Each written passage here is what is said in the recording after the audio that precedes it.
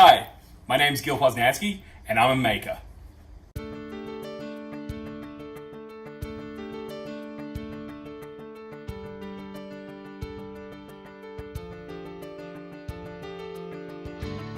I don't know exactly how to classify myself. I think I go across a large range of things. In the last couple of years, I definitely see myself as a maker, as a creative, as a storyteller, and in fact, in my professional world, I use the title of creative technologist. But truthfully, this whole realm of being creative and making and using technology is so new that we really haven't worked out the language as well as we have the technology. So I guess in a way would say I'm a whole bunch of things, including teacher in the last couple of years. But really, I just love communicating with everyone, not just through this sort of stuff, but actually through what I create.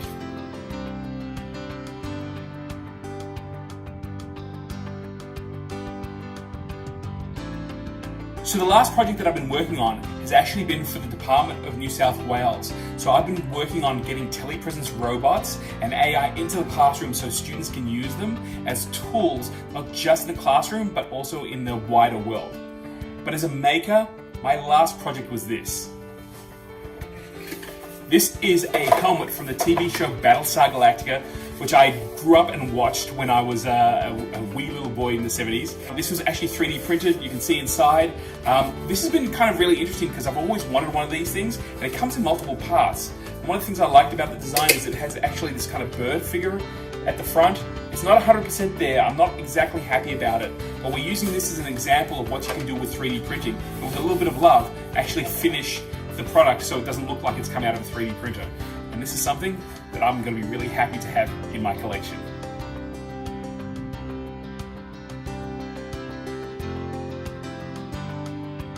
This is a really interesting question because in the last 100 episodes, this is the question that I kind of really concentrate on.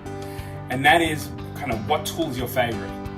For me, I think it's a toss-up between two things that maybe wouldn't be classified as a tool, but it's something that I definitely look at. One is my excitement. When I want to build something, I want to learn everything about it. I want to work out how to get to that result, and I want to see how I can do it in a kind of unique way that brings in my own flavor. So my excitement actually drags me through the project, and it's not always about getting to the end result and making the thing, but what I've learned over that whole journey. The second part about it is actually kind of my imagination. I mean, we have incredible tools available to us. And it's being able to take something that's existing or an idea that comes from a different direction and being able to incorporate other elements into it and make it uniquely your own. I mean, this is something that the maker community does extremely well. And this is something that you know, if it wasn't for those two things, I would never walk into this workshop. Because I'll be honest with you, I get so frustrated sometimes when I can't actually work out the problem. It almost becomes a negative experience. But I've been really lucky to have a whole lot of people around who are willing to help me out. So I'd say those two things are the tools that I love the most.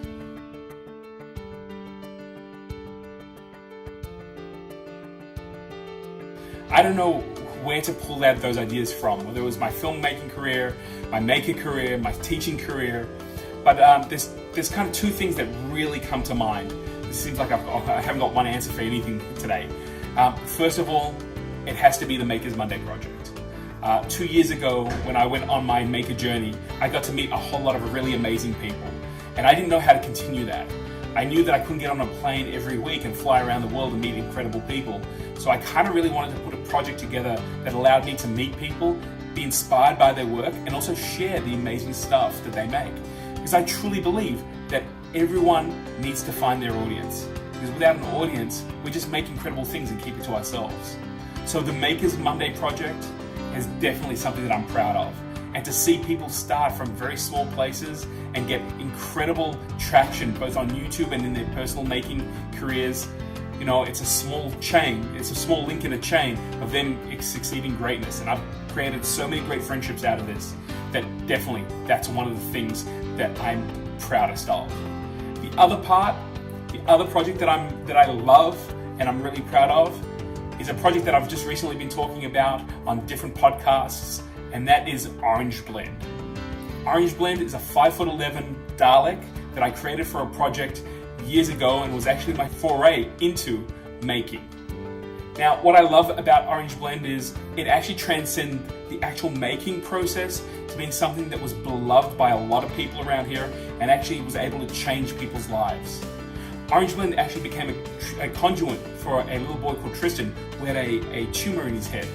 They couldn't operate on it, but we were able to support him, and through that, we were able to actually get him some attention in the US that was not able to remove the tumor but shrink it down.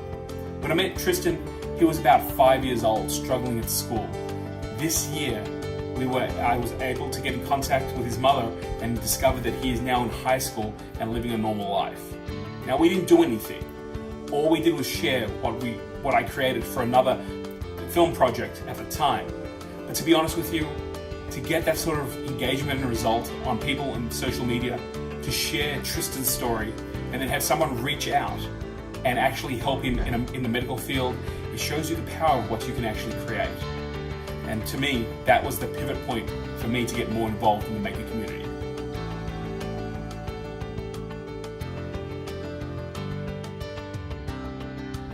For me, making is a journey all about learning skills. But the thing that I would love to learn the most is really personal. To me, I would love to learn the ability to trust the maker journey to the point where the fear in the actual moment of creating disappears altogether. I have been able to work with many different materials and products, but I have learned also that in the past I will actually stop a project because I don't want to go any further and ruin it. Over the last couple of years, I've actually been able to push that a lot further away, but that fear kind of creeps up. So the thing that I want to learn the most, the skill I want to learn the most, is trust in the community, myself, and the maker journey, and be able to go and create anything that I want. I want to thank all of you who have watched the last 100 episodes, and even this one. A lot of people ask me why I didn't put myself up on Makers Monday before this, and really, for me, it's all about sharing what all of you have been able to create. I hope we're around for a couple of 100 more episodes. It's been a journey of learning and growth for myself, and I hope for all of you as well. Please, if you like this video or you want to support the Makers Monday project, feel free to subscribe and hit that little bell button. And if you have a story, I would love to be able to help share it with a wider community. I know how hard it is to start from 0 to 1,000, 2,000, 10,000. Not that I'm out there yet, but I know that journey is a hard one. Thank you all for following for the last 100 episodes. I hope you all enjoy what's coming up next, and I'll see you really soon with something new that we're all going to be making. Thank you.